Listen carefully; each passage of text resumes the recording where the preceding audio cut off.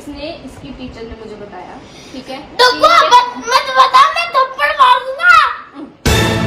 हाँ, एक तो गलती करके गया, ऊपर से थप्पड़ मारेगा। तू मत बता दे, मैं तुमको एक चांस दे रहा हूँ। चल बोल, कौन सा चांस दे रहा है तू? मत बता। मैं बताऊंगी। तू कोई बात छुपाता है मेरे से? अच्छा चल बता दे। इसकी टीचर ने मुझे बोला कि क्या किया? तुमको नहीं देख, मैं तेरा भाई हूँ, तू मेरी बहन है, मैं तेरे से आके मंगवाता हूँ, मैं तेरी रखवाली करता हूँ, मैं तेरी हर बात छुपाता हूँ, तू मेरी बात बताती रहती है, एक नंबर की गंदी है तू।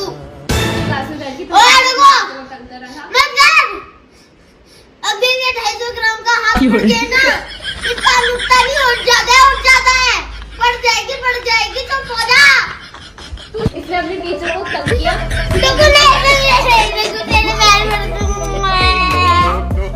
मेरी यारी से बहन है, इसकी चोटी कितनी सुंदर है, बस मुझे पूछे बता।